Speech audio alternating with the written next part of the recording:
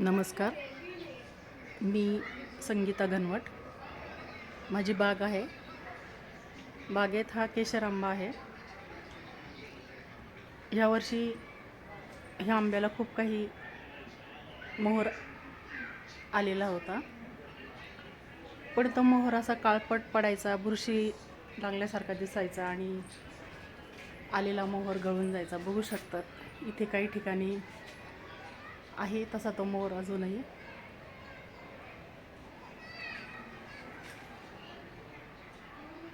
आणि फळ धारणा होत नसे, बारीकच ती फुले गळून जायची. मग वाटायचं आपल्या झाडाला यावर्षी काही फळे धरली जाणार नाहीत. पण मला छान असे मार्गदर्शन लाभले श्री मनोहर खके सरांचे. त्यांनी मला एअर इरिगेशन बाबतीत माहिती सांगितली. एअर इरिगेशन म्हणजे 1 रुपया खर्च नाही, बिना खर्चिक आपल्याच बागेतील आपण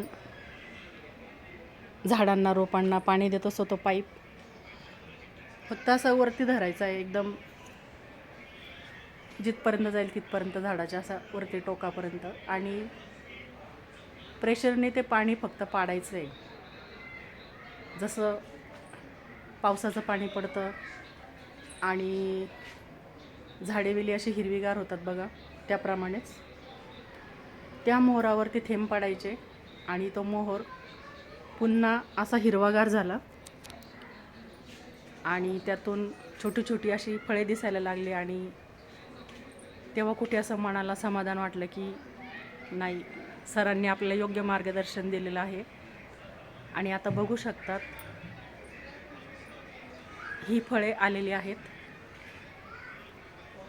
असे मी दर 4-5 दिवसांनी इरिगेशन करायचे. सलग 2 महिने केलं आणि आता हा रिझल्ट आहे. मनोहर सरांचे खूप खूप आभार. आपणही आपल्या बागेत अशा काही समस्या असतील, इतरही काही समस्या असतील तर नक्कीच सरांचे मार्गदर्शन घ्यावे. आपल्याला छान लाभ मिळतोय. सरांच्या मी सर्वच पोस्ट बघत असते. छान छान माहितीद्वारे ते आपल्याला मार्गदर्शन करतात.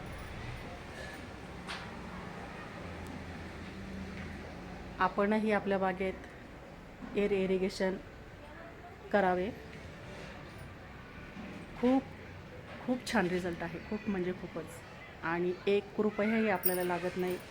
आपल्याच बागेतील पाईपाद्वारे आपल्याला फक्त पाणी प्रेशर द्यायचं आहे.